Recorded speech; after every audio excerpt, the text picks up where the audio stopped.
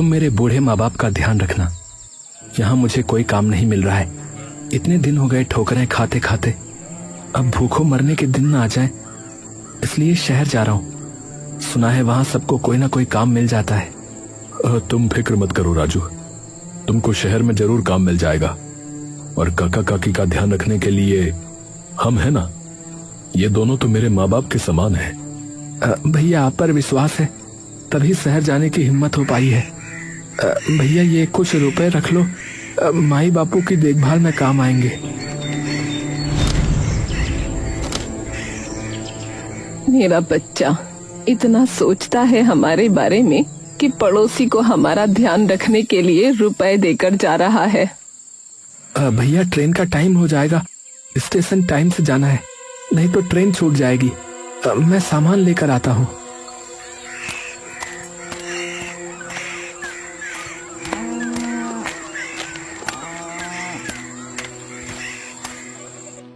राजू ने काका काकी की देखभाल के लिए ये रुपए दिए हैं। ये क्या करते हो जी? पाप लगेगा हमें, जो हमने उन दो बूढ़ों की देखभाल के बदले में रुपया लिया। तो सुनिए, आप राजू भैया को ये रुपया वापस कर दो, शहर में उनके काम आएंगे। तुम ठीक कह रही हो। राजू सामान लेकर आया और उसने अपने माँ बाप के पैर छुए। चलता हूँ बाबा, आप अपना और माई का ध्यान रखना। अच्छा, जल्दी आना बेटा, तेरे बिना घर में मन न लगेगा। हाँ माई, मैं जल्दी आऊंगा और तुम दोनों को अपने साथ ले जाऊंगा। चल राजू, वरना देर हो जाएगी रे।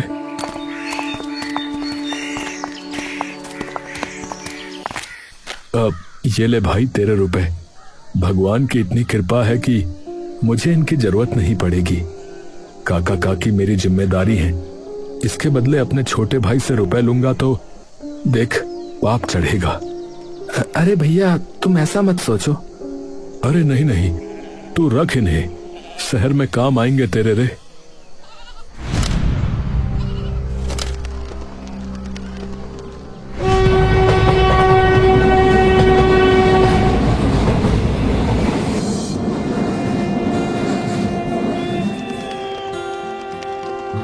बेटा ये चाय काका काकी को दे आ।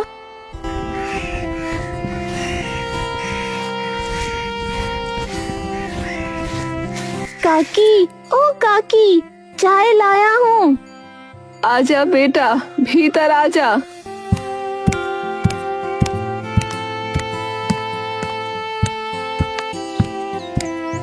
अरे ये क्या, खाली चाय? अपनी माई से कहना मैं खाली चाय ना पीती, कोई नमकीन पकौड़ा हो तो साथ में भेजे, ऐसे चाय गले से नहीं उतरती। ये तुमने ठीक नहीं किया भाग्यवान। उस बेचारी कुम्हारिन गामा ने सुबह सुबह हमारे लिए चाय भेजी, और तुमको नमकीन पकौड़ा खाना है तो खुद बना लो भाई। मजाक बना रहे हो मेरा? इस उम्र में खुद बनाने की हिम्मत होती तो ऐसे दूसरों का मुंह देखती। अरे वल्लभ और गामा हमारे पड़ोसी हैं। राजू के शहर जाने के बाद वो हमारा इतना ध्यान रख रहे हैं, यही बहुत है। आप भी ना बहुत भोले हो, सबको अपने जैसा समझते हो। अरे राजू ने वल्लभ को हमारी देखभाल के लिए रुपए दिए हैं, मैंने खुद आंखों से देखा है। मेरा तो जो मन करेगा खाने का मैं तो मांगूंगी। दोपहर में वल्लभ जाग पर मिट्टी के बर्तन बना रहा था और गामा उन्हें ठीक से रख रही थी।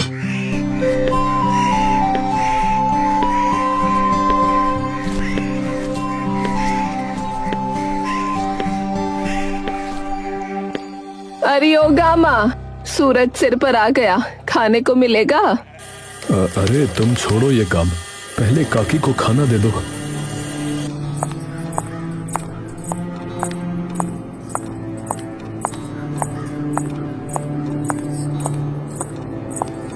गामा ने काकी और काका को खाने की थाली दी, फिर काकी के पास जाकर बैठ गई। काकी खाकर बताओ सब्जी कैसी बनी है, मुझे तुम्हारे स्वाद का पता नहीं है, इसलिए अपने हिसाब से बना लाई। सब्जी तो बहुत स्वाद है, रोटी थोड़ी जल गई है, पर ठीक है। सुन, कल से अचार और पुदीने की चटनी भी रख दिया कर, तेरे काका को खूब पसंद है।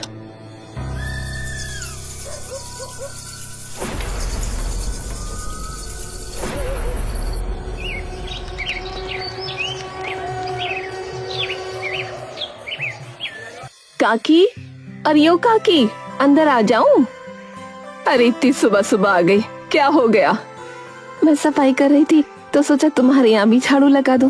इस उम्र में तुमसे तो होगा नहीं, ये झाड़ू पोछा है ना। हाँ हाँ, आजा कर दे। अरे गामा, तू इतनी सुबह सुबह आ जावे है। हाँ काकी, सुबह सुबह सारे काम निपट जाए तो अच्छा होवे ना, फिर मैं आराम से तनु के बाबा के काम में हाथ बटाती हूँ।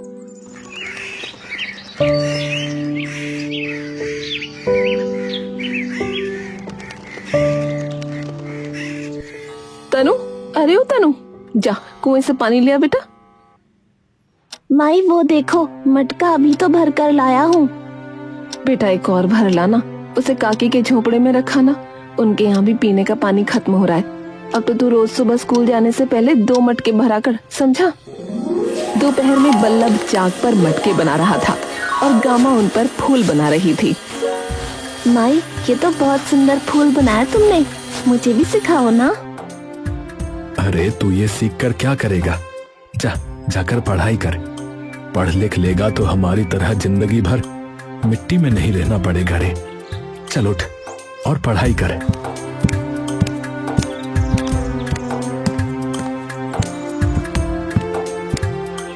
नौ एकम 9, 9 दूनी 18, 9 तिया 27। तभी काका काकी लाठी टेकते हुए वहाँ आ गए। अरे काका काकी, अरे आज आराम नहीं किया क्या? दोपहर के 3 बज रहे हैं। अरे तेरे काका है ना, न खुद आराम करे ना मुझे करने दे।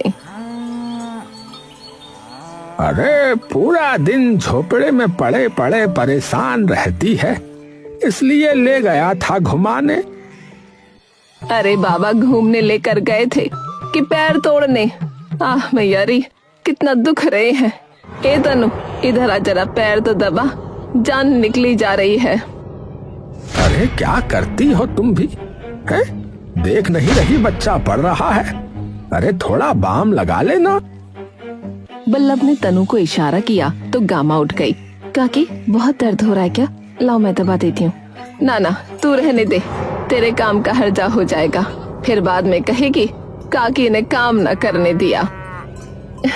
बड़े बूढ़ों की सेवा तो पुण्य का काम है ना काकी।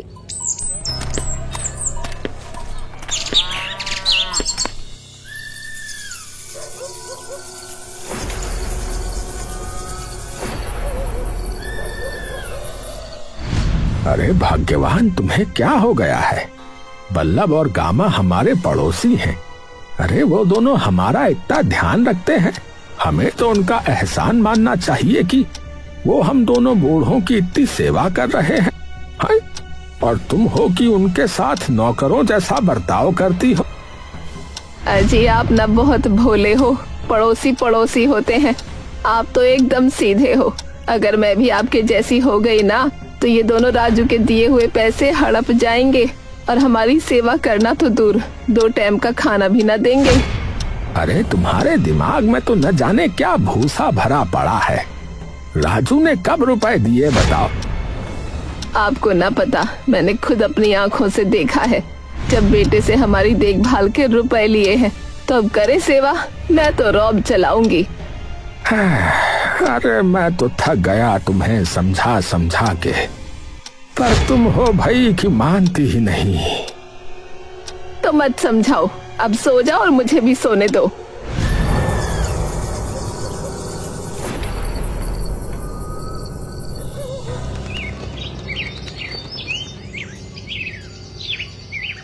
अरे बल्लभ, अरे तू बहुत अच्छे मटके बनाता है बेटा।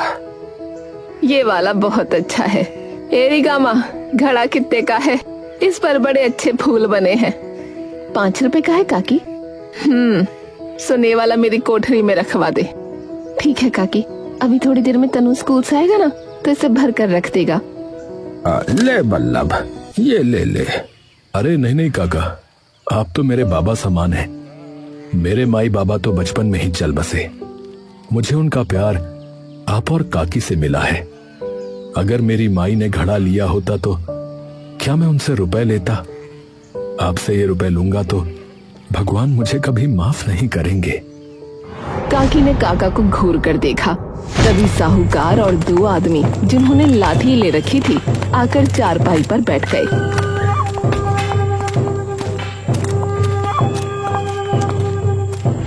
हाँ भाई बल्लभ, कैसा है तू? मैं ठीक हूँ साहूकार जी। अरे आप यहाँ, क्या बात हो गई? मैंने तो कल ही मुनीम जी को ब्याज दिया था। वो तो ठीक है, पर सुन तो ध्यान से मेरी बात। तूने 2 साल का बोलकर मुझसे 40,000 रुपए उधार लिए थे, दिए थे कि नहीं? हाँ, मैं तो टाइम पर ब्याज देता हूँ, कभी कोताही नहीं की।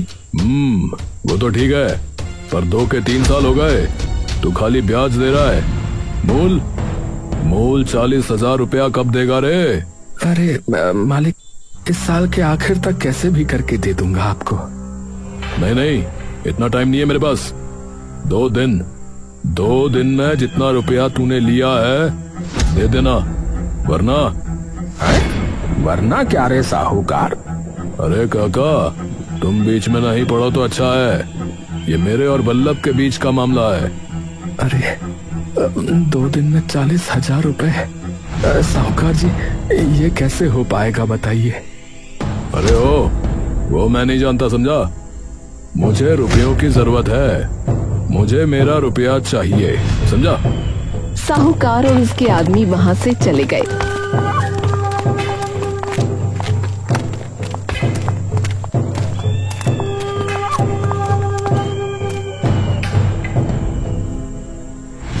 और बल्लभ सिर पर हाथ रखकर बैठ गया।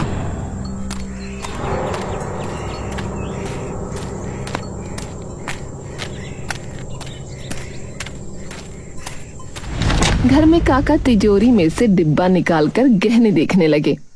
अजी, ये क्या कर रहे हो? देख रहा हूँ कि ये गहने कितने के होंगे। खबरदार, जो इन्हें बेचकर उस बल्लभ को रुपए देने के बारे में सोचा तो। ये गहने मेरे हैं और इन्हें बस मैं अपने राजू की दुल्हन को दूंगी।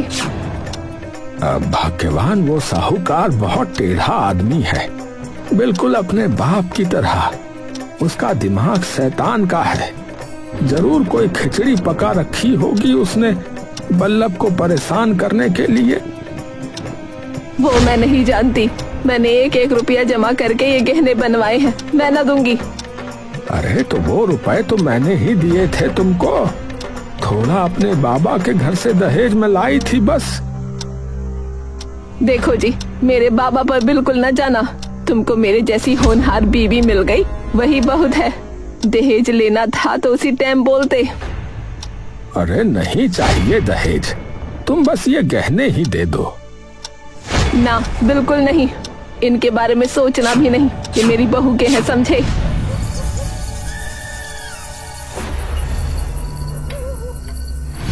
रात को काकी खर्राटे भरने लगी तो काका गहने ढूंढने लगे, पर उनको नहीं मिले।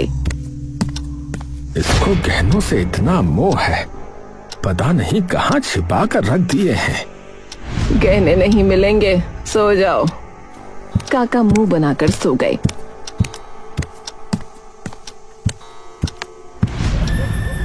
अगले दिन साहूकार अपने 2 आदमियों और सेठ को लेकर आ गया।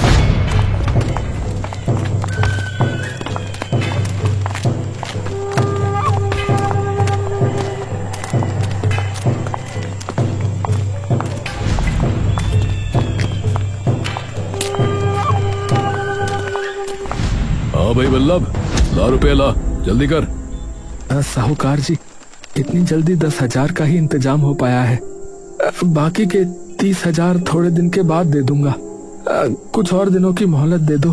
कुछ दिन मतलब 4 दिन, 30 दिन या पूरा साल? अबे देख, रुपया है तो दे, नहीं तो चुप बैठ। साहूकार ने इशारा किया तो एक आदमी सेठ को घर के अंदर ले गया।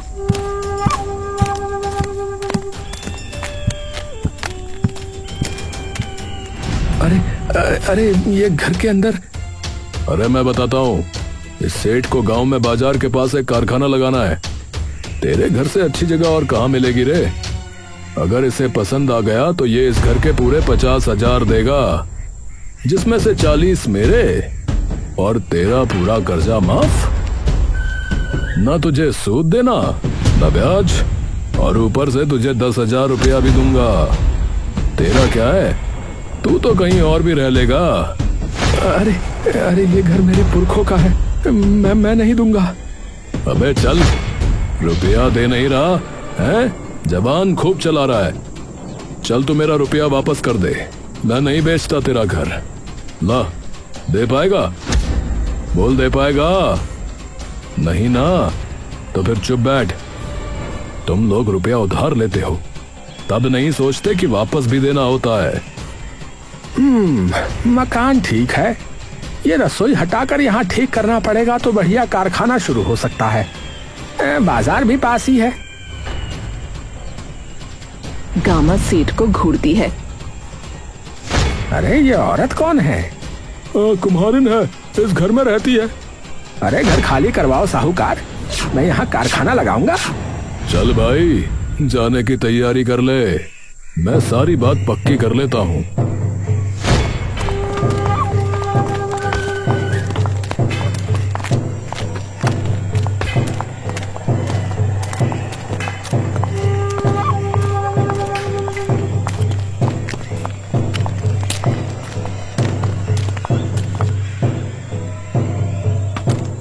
काका काकी आते हैं। अरे गामा, ये सेठ यहाँ क्यों आया था? साहूकार हमारा घर उस सेठ को बेच रहा है, वो यहाँ कारखाना लगाएगा।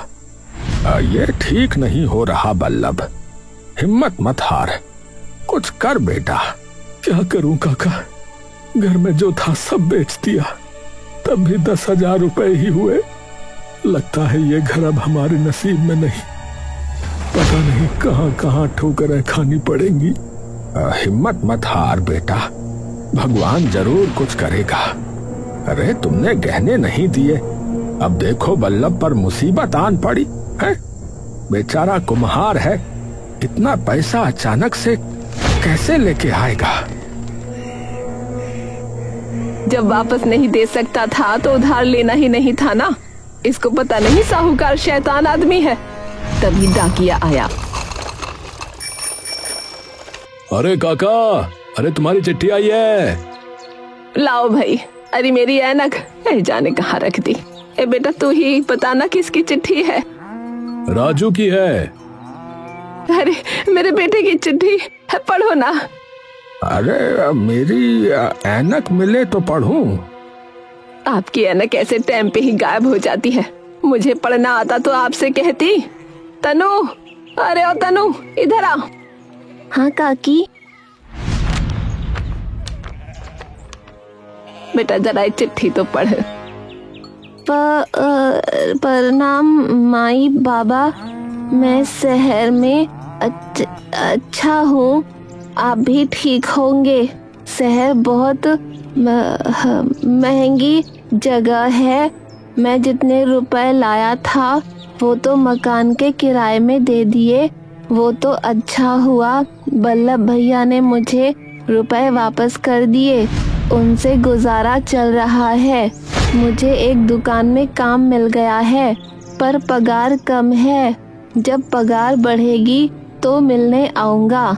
राजू। बल्लभ ने राजू से रुपए नहीं लिए। कामा बेचारी की सेवा करती है और चुपचाप मेरी बातें सुनती है।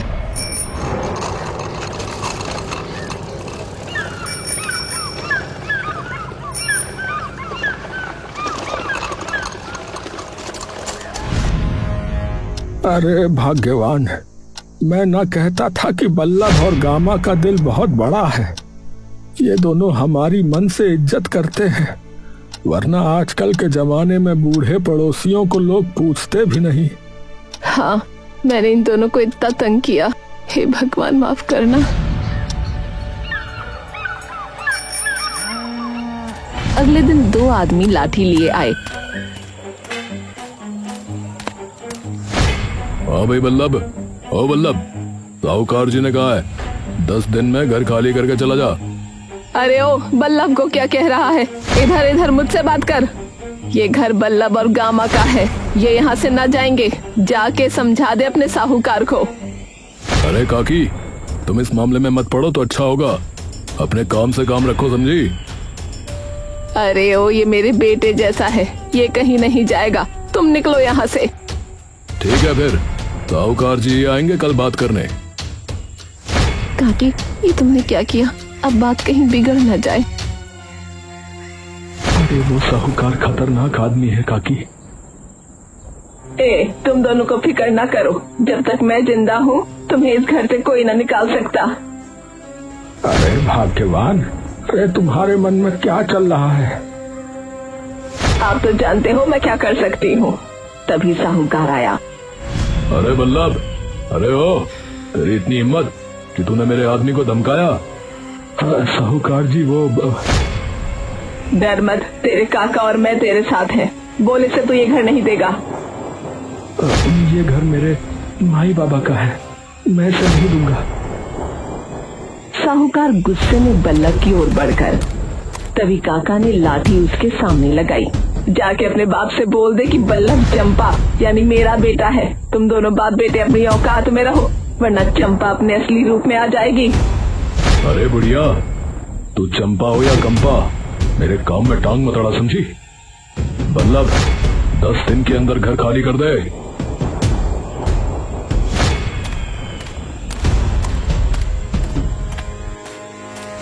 अरे तुम करना क्या चाहती हो भाग्यवान? मैंने साहूकार के बारे में सब पता कर लिया है। इसका बाप मंगलू है, मेरे गांव का मंगलू। उसका मैंने जो हाल किया था वो आपको पता ही है। अच्छा, ये वही है? ये मंगलू मेरे गांव का ही है। ये जवानी में मेरे पीछे पड़ा था। इसने मेरी माँ को धमकाया था कि मेरा ब्याह अपने सिवा किसी और के साथ न होने देगा। इसको लगा था कि मेरे बाबा ना है तो मैं डर जाऊंगी। जो हाल किया था मैंने इसका, इसे गांव छोड़कर भागना पड़ा था। शायद इसे पता नहीं कि मैं अब इसी गांव में रहती हूँ। बल्लभ, अब तो चिंता मत कर, तेरी काकी सब संभाल लेगी बेटा। लिख, छाया, मीना, पुष्पा।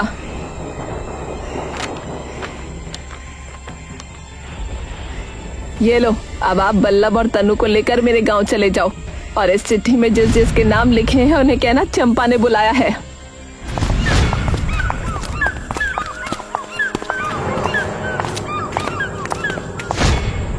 काकी, तुम क्या करने वाली हो? संभाल लोगी? साहूकार अपने गुंडे साथ लाएगा। सोच सोच कर ही मेरी आत्मा कांप जाती है। तू फिक्र मत कर, ये साहूकार भी अपने बाप की तरह गांव छोड़कर भागेगा। 3 बुढ़िया और 3 युवा औरतें गामा के घर आ गईं।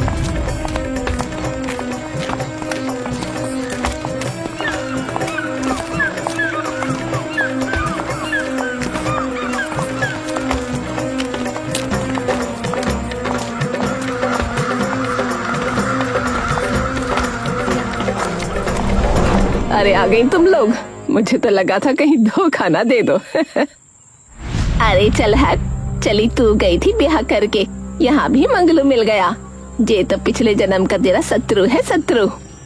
गामा तू घबराना नहीं बिल्कुल, हम है ना साथ तेरे। जी काकी, आप लोग क्या करने वाली हैं वैसे? कुछ समझ नहीं आ रहा।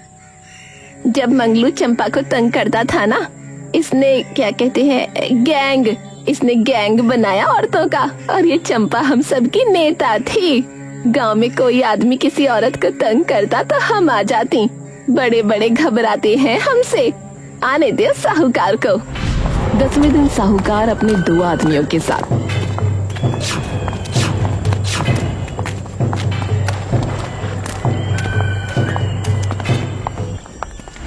अरे बेटा, मैं कह रहा हूँ उस घर को भूल जा। वहाँ वो चंपा है, चंपा। तू उसे जानता नहीं है बेटा। थोड़ी देर बाद बल्लभ के घर पहुंचकर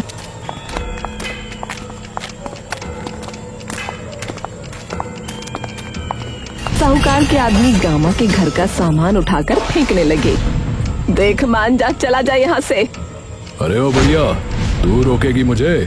चल रोक, रोक के बता। काकी ने इशारा किया तो घर के अंदर छिपी सारी औरतें काली साड़ी पहने, बाल खोले, हाथ में लाठियां लिए आ गईं।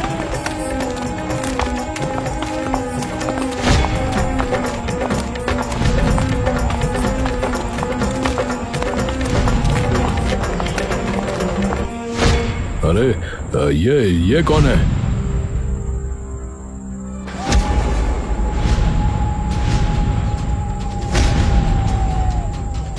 औरतों ने साहूकार और दोनों आदमियों को बहुत मारा। ले बेटा, ले तू भी ले, तू इसी लायक है। दोनों आदमी साहूकार को छोड़कर भाग गए। औरतों ने साहूकार और सेठ को कुर्सी पर बैठाकर बांध दिया। आज इनको सही रास्ते पर लाते हैं, बहुत उछलते हैं दोनों। ए सेठ, जरा भी हिलाना तो सीधा पेट में घुसेड़ दूंगी। उसने सेठ की आधी मूंछ काट दी। अरे अरे मेरी मूंछ काट दी। अरे मुझे कहीं मुंह दिखाने के लायक नहीं छोड़ा। ये मंगलू का छोरा तो उससे भी बदसूरत लग रहा है। मुझे माफ कर दो, मैं ये घर खरीदना तो दूर, इस गांव में पैर भी नहीं रखूंगा। मुझे छोड़ दो। अब अपनी पे आई तो छोड़ दो। तू दूसरों की जमीन पर बुरी नजर रखता है, इतनी आसानी से छोड़ दे। रुपयों की गर्मी चढ़ी है ना, चल निकाल, जितना माल है सब निकाल। ये लो सब ले लो, पर मुझे जाने दो। औरत उसे खोल देती है। अरे मुझे भी जाने दो। अरे तुझसे तो अभी हिसाब किताब बराबर करना है। अरे गामा, कितना रुपया लिया था इससे? 40,000 काकी। और सूद कितना दिया है? 50,000। हर महीने जो बचता है वो इसको दे देते हैं काकी। क्यों रे चालाक आदमी, तुझे पता है गरीब आदमी से हर महीने सूद वसूलते रहो, वो मूल नहीं जोड़ पाएगा। 40,000 का 50,000 सूद खा गया तू। लारी उस तरह मुझे दे, इसका मुंडन मैं खुद करूंगी।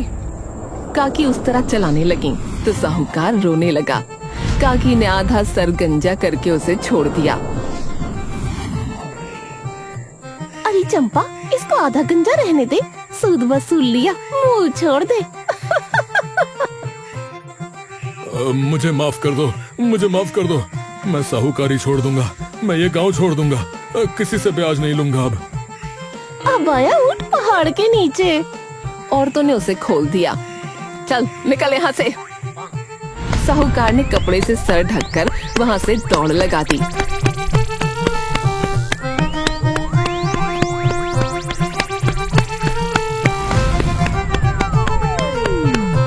अब कभी इस गांव में दिखाई नहीं देगा चंपा। अब हम सब भी चलते हैं। कुछ दिन और रुक जाते। अब यहाँ से जाना ही ठीक रहेगा। ये ले, सेठ से लिए थे। इन पर तुम सबका हक है। मेरे बुलाने पर तुम सब ने आकर इस घर को बचा लिया। ये तुम लोग रखो। 2 दिन बाद काका, बल्लभ और तनु आ गए।